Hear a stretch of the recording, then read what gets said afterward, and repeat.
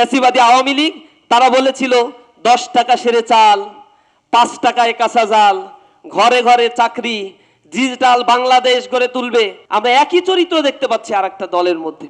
আমরা ভেবেছিলাম জুলাই পরবর্তী তাদের একটু বোধোদয় হবে, একটা পরিবর্তন হবে। জনগণ তাদের এই প্রতারণা ধরে ফেলেছে। বাংলাদেশের রাজনীতির একটা গণ পরিবর্তন হয়েছে। মানুষ পরিবর্তনের আশায় উন্মুখ হয়ে আছে। গ্রামে, নগরে, বন্দরে, পাড়া, মহল্লায় আজ মানুষ উন্মুখ হয়ে আছে একটি পরিবর্তন সংগঠিত করার জন্য। কারণ মানুষ দেখেছে জুলাই পরবর্তী যে পরিবর্তনের জন্য সহস্রাধিক মানুষ জীবন দিয়েছিল, সেই কাঙ্ক্ষিত পরিবর্তন বাংলাদেশে ঘটে নাই। শুধুমাত্র হাত পরিবর্তন হয়েছে। চাঁদার জায়গায় রয়েছে, বরং আরো দ্বিগুণ পরিমাণে বৃদ্ধি পেয়েছে। এখন তারা নতুন একটা ট্রাম্প কার্ড খেলার চেষ্টা করছে। আমি দেখলাম তাদের একজন নেতা বক্তব্য রাখছে, নেত্রী বক্তব্যে বলছে যে কৃষক কার্ড দিচ্ছে, কৃষক কার্ড দিলে পেস্টিসাইড ফ্রি পাবে। এরপরে ফ্যামিলি কার্ড দিচ্ছে, ফ্যামিলি কার্ড দিলে নাকি ভাতা, একটা নির্ধারিত হারে ভাতা পাবে। তারা বলছে যদি আমারে আপনারা ভোট না দেন আর তারেক রহমান প্রধানমন্ত্রীও হয়, এরপরেও তো আমি যদি না জিতি তাহলে তো আপনারা ভাতা পাবেন না। তার মানে বোঝা যায় যে তারা হচ্ছে একেবারে সিলেক্টেড এবং পারপাসিভ কিছু কাজ করবে। তারা দেশের নেতা হয়ে ওঠার কোনো খায়েশ আর আন্তরিকতা তাদের ভিতরে নেই। তারা এটাই বুঝাইতে চায়, তারা যদি 100-150 কনস্টিটিউয়েন্সিতে নির্বাচন করে বিজয় অর্জন না করে, ক্ষমতায় ফরমেশন করলেও যে 150 আসনে তারা বিজয় অর্জন করবে না, তাদের জনগণের উপরে, ওই আসনের জনগণের উপরে তারা সেই পূর্বের নেচারগুলোই তারা বহাল রাখবে। এই মেসেজগুলো তাদের রুট লেভেল পর্যন্ত তারা দিচ্ছে। অথবা এইটা নিয়ে তারা প্রতারণার আশ্রয় নেওয়া শুরু করেছে। যেমনি প্রতারণার আশ্রয় নিয়েছিল এর আগে মনস্টার হয়ে যাওয়া ফ্যাসিবাদী একটি বিশাল আধিপত্য বিস্তারকারী একটি সরকার, ফ্যাসিবাদী আওয়ামী লীগ, তারা বলেছিল 10 টাকা সেরে চাল, 5 টাকায় কাঁচা জাল, ঘরে ঘরে চাকরি, ডিজিটাল বাংলাদেশ গড়ে তুলবে। এই স্বপ্ন দেখিয়ে বাংলাদেশকে একটা দেউলিয়াত্বের দিকে তারা নিয়ে গিয়েছে।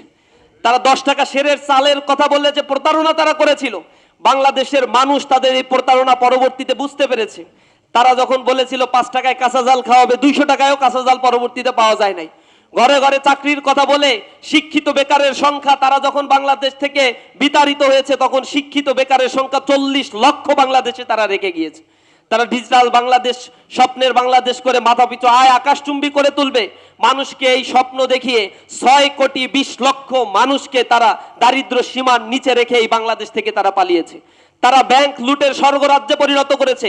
6 লক্ষ কোটি টাকা বাংলাদেশ থেকে তারা পাচার করেছে, বাংলাদেশের ব্যাংকগুলো থেকে তারা ঋণ খেলাপি করেছে, লুটপাট করে $234 বিলিয়ন বাংলাদেশ থেকে তারা পাচার করেছে। এই মহা উৎসবে পরিণত করেছিল নিজেরা নিজেদের আখের ঘোষানোর জন্য। কোটি কোটি টাকার আলিশান জীবন যাপন তারা করেছে।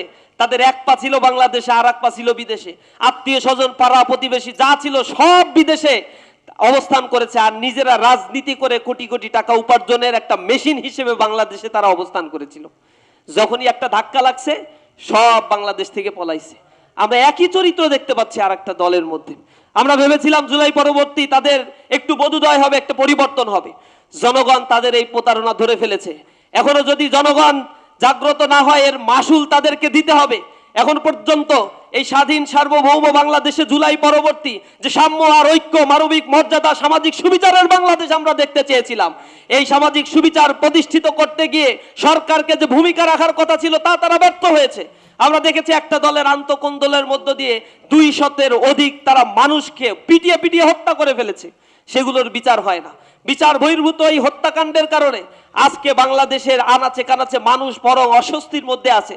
চাঁদাবাজির এক মহা উৎসবে পরিণত করেছে বাংলাদেশকে। এই জায়গা থেকে পরিবর্তন এখন অবশ্যম্ভাবী।